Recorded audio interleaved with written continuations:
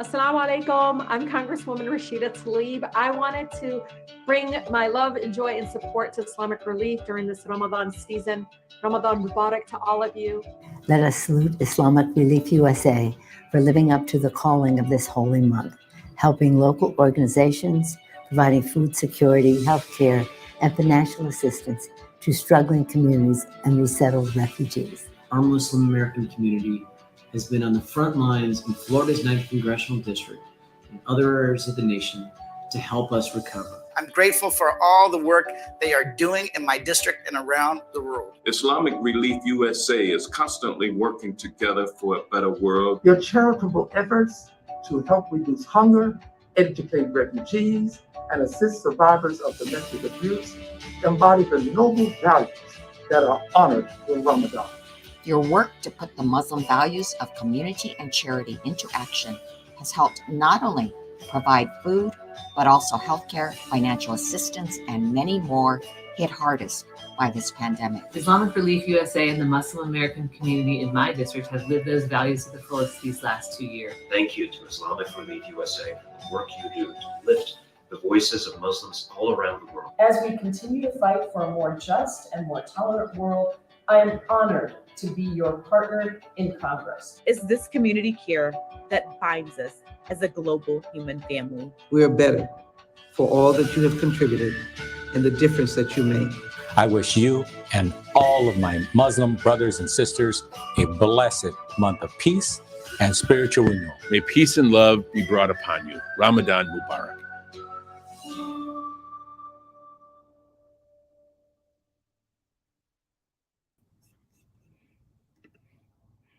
Assalamu alaikum warahmatullahi wabarakatuh, everybody. I'm Preacher Moss, host of the SOS, the Shout Out Show, coming to you live from Plano, Texas, just outside of Dallas. You know, sometimes we got to get out and work. You know, this is the way we do it. But I'm happy to say that myself and my able-bodied assistant, Sister Satana, we worked it out, and we're hoping we're going to give you a great show today. First of all, shout out to Sister Nia Dixon. We hope that your surgery is going well. Also, shout out to Nancy Pelosi, who was actually diagnosed with COVID. We got some people coming out with COVID, so let's not get too comfortable. On top of that, just the general good feeling about Friday. We have hit our 7th day of Ramadan. The day went quickly, people, but we hit our 7th day of Ramadan, and in stepping into the discussion that we're going to have today.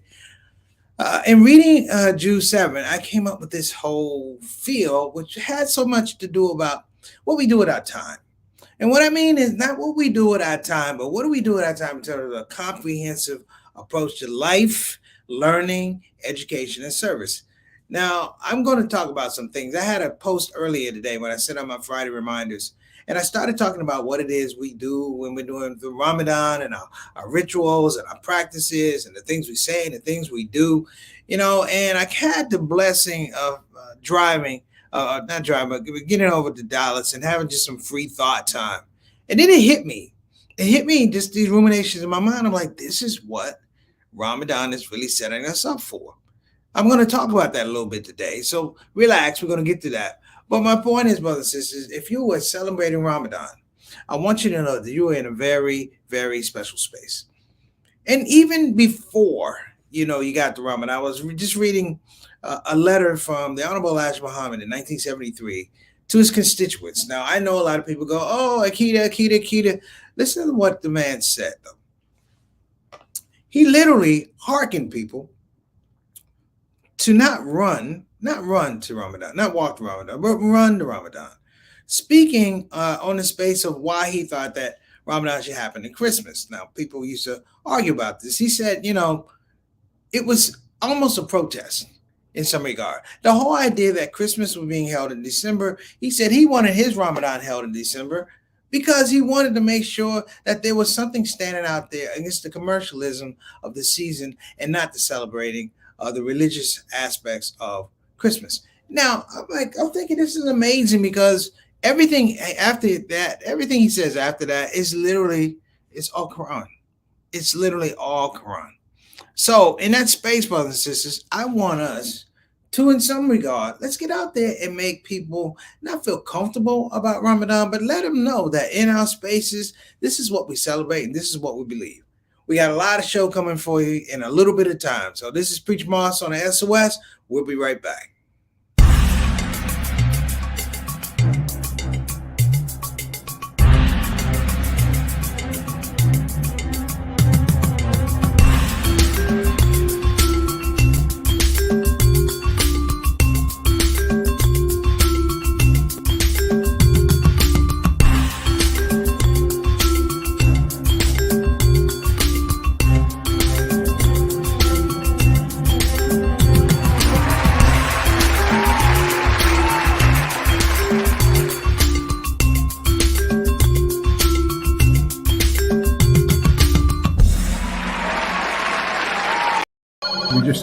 We just need help.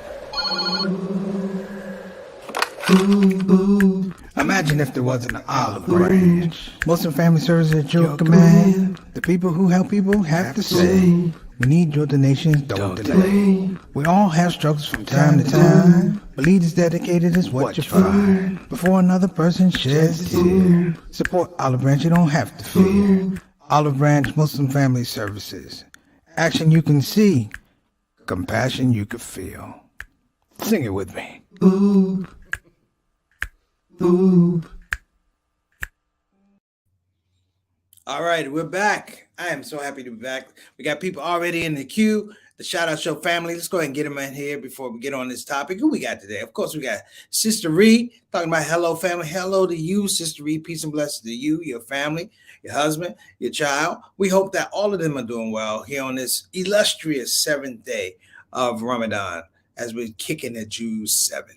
Also want to give a shout out to my main man, Mona and Salam, and brother Hud Williams. They gave a wonderful, I want to say very, very special iftar at Masjid Wharfdin Muhammad, City of Houston. Great job. Check them out, brothers and sisters. Amana Trust, doing good things. Next up, I'm giving them a free plug. We got All Talk for Sheep, my main man, Mr. 6 o'clock, straight up, straight down, better known as the Canadian ambassador to the show, checking the quality of the show on this side of the border and that side of the border. Wa alaikum assalam wa rahmatullahi wa barakatuh. Atav. Ramadan Mubarak, my brother, and we are hanging in there. Can you guys believe that we're already at day 7? By the time we get to Monday, you'd have gone, you're almost through the first 10 days of Ramadan, brothers and sisters. So, hey, hang in, get in where you fit in with your mercy, all right? So, of course, also good to see you. Next up on the show, we got Mama San talking about hello, SOS family. Hello to you, Miss Mary Moss. Hope that you're doing well. In the orbit, in the space, in the air around you is pleasant and comfortable. Thank you so much for joining us on the show. Next up, my main man, Bilal Salahuddin and Sister Sonia Salahuddin. Wa alaikum assalam wa rahmatullahi wa barakatuh, brother. Are you getting any rest with those grandbabies, man? I figure between granddaddy babies and you putting in lights, brother, you're a busy man. And in between that, God bless you, man. You fit in the Shout Out Show. So, much love to you and Sister Sonia. All right? Thanks for coming, as always. Brother Eric Carter, wa alaikum assalam wa rahmatullahi wa barakatuh. What's going on, Sheikh? Good to see you on the show, man. Ramadan Mubarak. I hope your fast is going well. I hope everybody's fast is going well, because I think it's really, really sometimes, we can miss things. We can miss things. And I just want to make sure that I give people, the credit that they deserve. Fasting is not an easy thing. Once you do it for a while, it is, but there's certain levels of fasting where you're trying to get to because it's very, very transformative, and you want to get to certain levels of your being, of your devotion. So yeah, there's a lot of levels of fasting. So everybody that's out there trying to do the doggone thing, God bless you.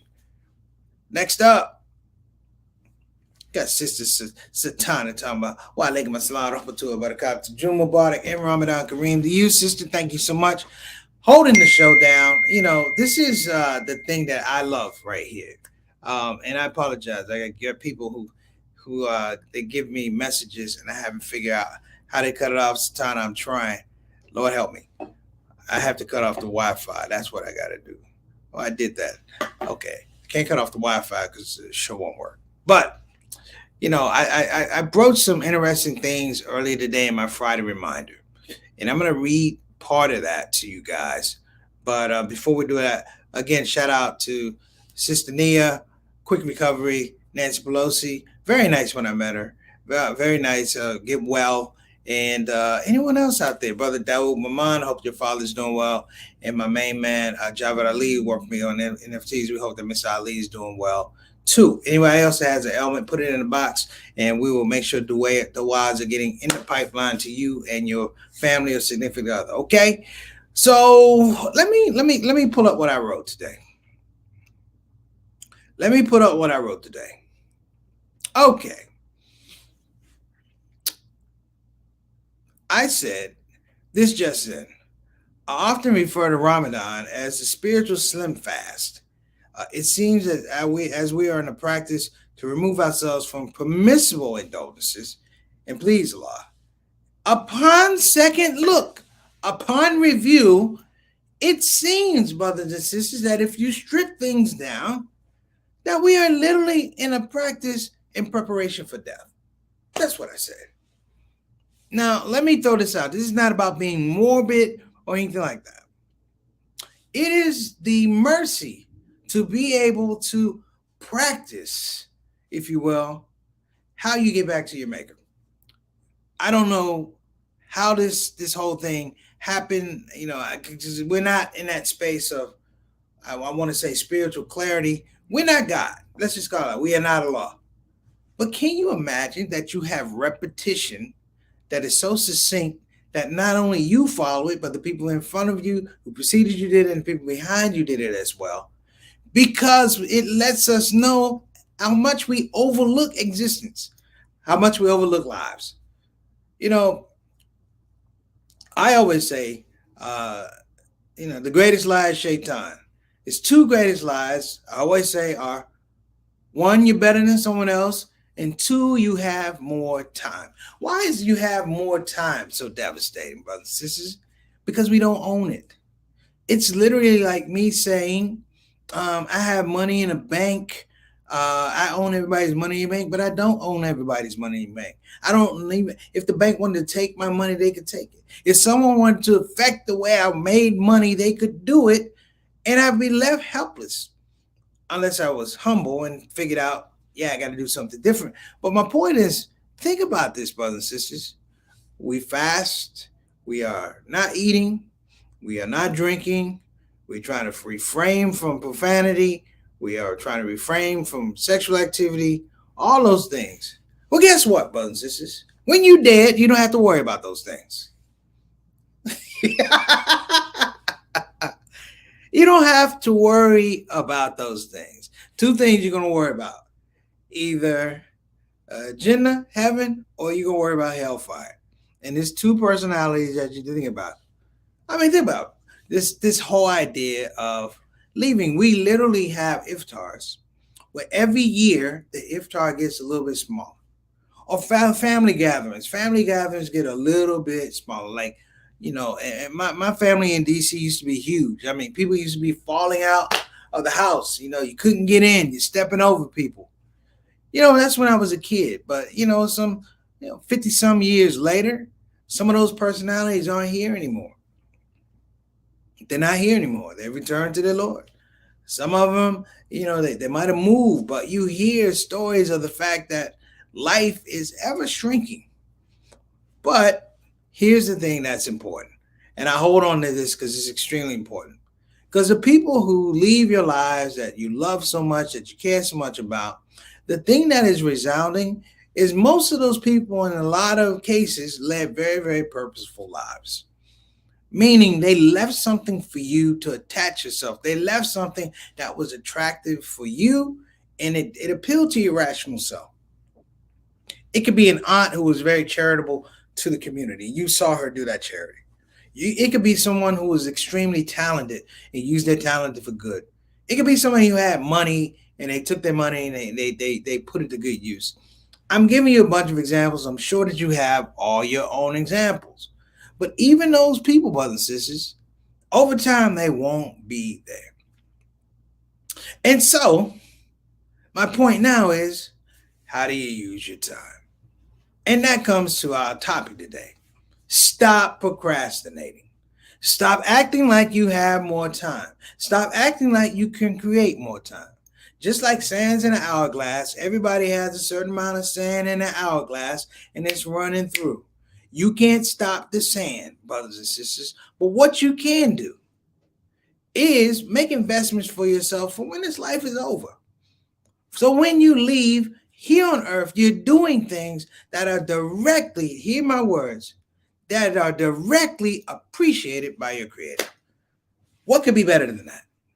When you talk about Jews 7, brothers and sisters, we're going to get into it. It is a reminder to people that God has put his favor on, that you don't have more time. You can't keep doing this. You can't keep breaking covenants. Because everybody here knows you can do it 1 time, 2 times, but there's always going to be what? A last time. And I'm not talking about just life. I'm just talking about relationships and things like that. I implore all of us, starting with me, stop procrastinating.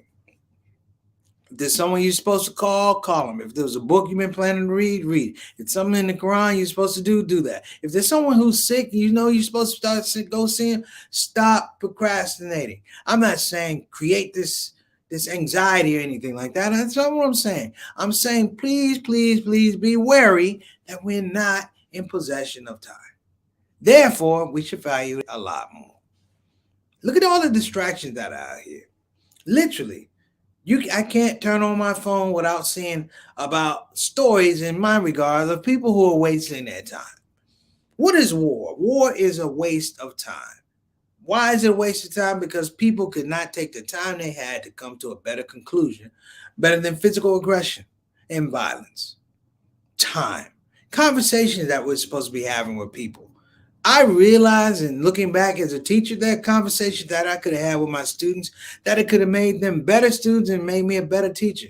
Informing ourselves, myself included in this circle, that we're blessed to have opportunity and options to address some of the things that are around us. One of my favorite stories, when I was a first-year teacher, Milwaukee, 27th Street School in the hood of Milwaukee, Wisconsin. Struggling as a teacher, I had a student named Fontaine. Now, Fontaine was what I want to say was, he was the OG of the crew. I taught severely most disturbed kids. And one day, this first year, I was fasting. And I was having a pretty rough go of it, brothers and sisters. I'm trying to deal with these kids, and I'm hallucinating at the same time. And Fontaine noticed that I didn't have the energy. And he came up and said, "What's up, Mr. Moss?" I said, I'm fasting. I told him what it meant. He said, "Oh, Mr. Moss, I'm sorry." And you know what he did? He said, "You take it easy. I got it." He said, "You rest." He was giving me time. The next day I came in, the class was perfect.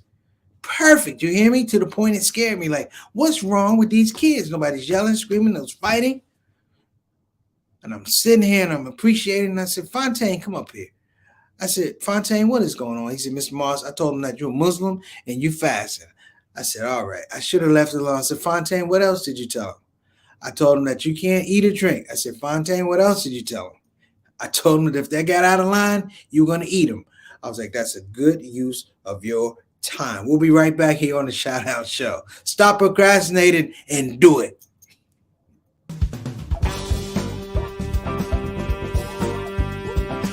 Hey, babies. Welcome to Radio WCUC, Convenient Urgent Care, home of the smart patient. This is DJ What It Do. You know what time it is. It's the top of the hour, and the request lines are open. You know what you want to hear. I know what you want to hear. Operators are waiting. I just got to hear "Don't Get the COVID."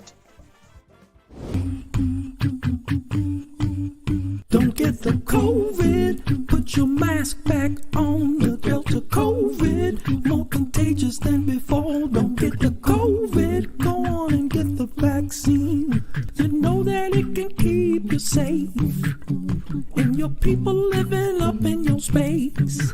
Don't get the COVID. You need to wash your hands. The Delta COVID is more deadly than before. Don't get the COVID. Go on and get your vaccine. You know that it can keep you from dying. Don't leave your family all alone and crying. Don't get the COVID. We invite you to join our fight against COVID and against misinformation. It's time to listen to the doctors and trust the science. When I think of people dying that don't have to die, it makes makes me sad. Now's the time to be sober. Together we can make this thing over. Let's fight the COVID.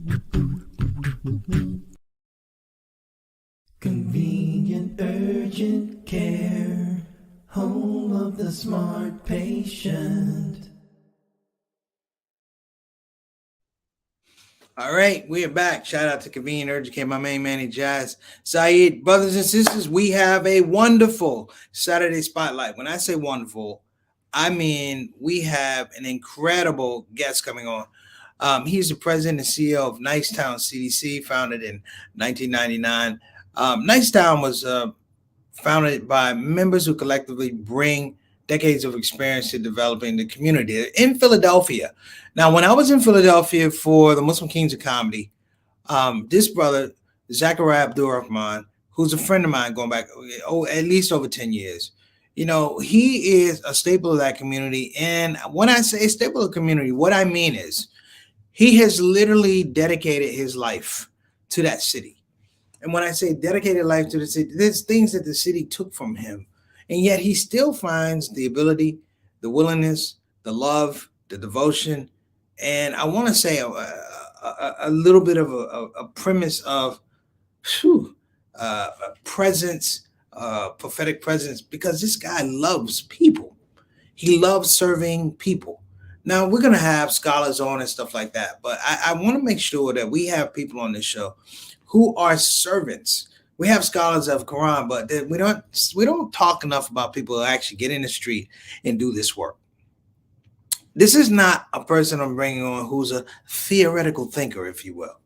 He is a brother who's gotten it from the mud. An incredible story. I'm not going to do any spoiler alerts because I'm going to have him on the show talking. But we're going to have him on Saturday. Of course, this is our Saturday Spotlight from 6 to 7, East Coast 5 to 7, 5 to 6 in the Midwest, and 3 to 4 on the West Coast. I employ not only you, but please bring your friends to meet and greet our brother, Zachariah Abdul-Rahman. I'm bragging because I know what this man brings to the table, and we don't do enough of it. You know, I talk about Stop Procrastinating. I should have had him on the first year of the ShOUT show. He should have been in the first 20 episodes. But you see how it gets, you know, you assume that something is going to be there. And another thing, brothers and sisters, when we talked about Jude 7, you know what they said? It said that things are not guaranteed. That people literally have built economies of procrastinating. That at some point in time, they do believe in their mind that I'm not going to meet an end and I'm not going to meet my maker. You know? And they talked about things about, you know, making alcohol and stuff like that unlawful, things that alter the spirit. But what are they really saying? We are getting you ready for the end. So you can either buy in or you can be brought in. Let me tell you about buy-in. Buy-in means that you agree that there's something there that's important. When somebody had to bring you in, kicking and straight, it's not the same relationship, brothers and sisters. When I talk about procrastination, literally, I am always on dealing with time. I'm a comedian. My whole career is about good timing, having impeccable timing. But even still, brothers and sisters, in the scope of life, we build something that nobody else could do with time, is that you build goodwill, that you can build mercy into how you use your time. You can leave a legacy of mercy for your children or your family or community. You know, you can frame gratitude because those things are what? Not timely. They are timely, but they're timeless. And so when your time is on earth is here, people will remember the good things you did. People will remember the examples that you set, that we sit back. You know, I've gone to quite a few janazas over the last 2 years. And they've been really good people. They've been extraordinary people I went through. And you know what the beautiful part is? Of course, the sadness that people go, but it's just the fact that somebody goes, I remember this time. Sultan, you ever hear that? At janazas? What did they say? They're bringing God into the commercial. They go, I can remember this time. And as soon as I hear time, I just kind of smile because it's almost like a documentary, a mini documentary that you hear how somebody spent their time, particularly when it's servants. So listen, I got to get out of here because I got to go do an event. But please, please, please, for this space and reflecting on Jews number 7, what I remember about Jews number 7, it stripped things down. It talked about moving things out of the way. Why? Because you have important work to do.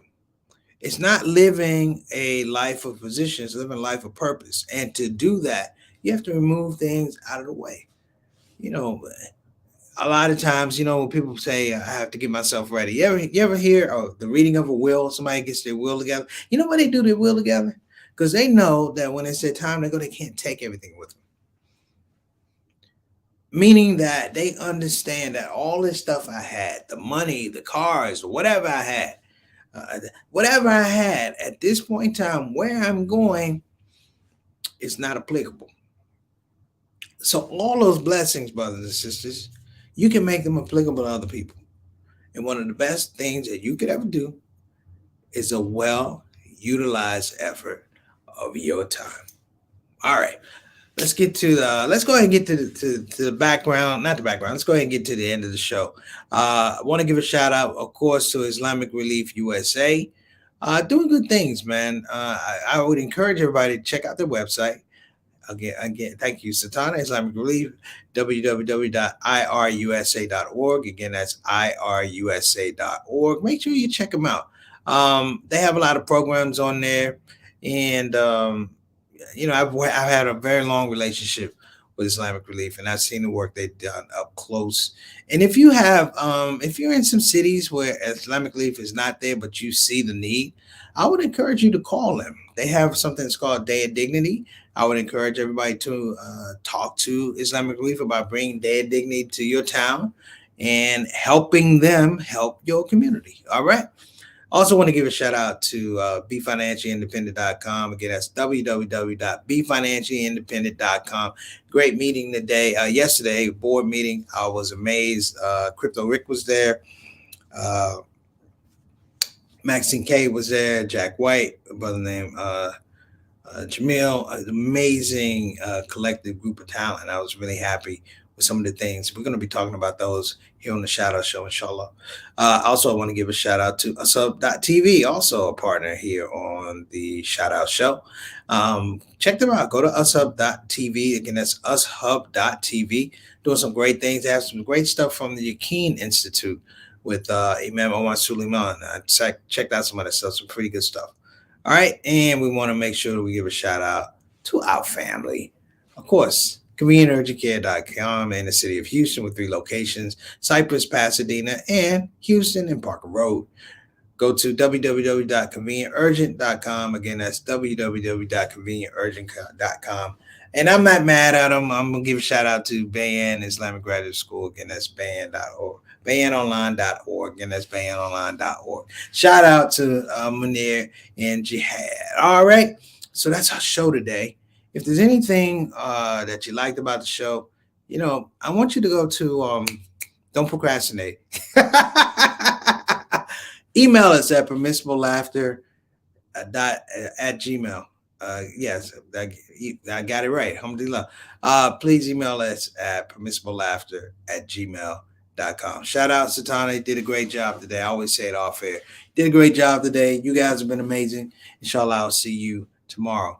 Remember, Brother Zachariah Abdul Rahman will be on our Saturday spotlight. Don't miss it. In fact, bring a couple of people. You will not be disappointed. Assalamu alaikum wa rahmatullahi wa barakatuh. See you tomorrow, inshallah. Bye-bye now.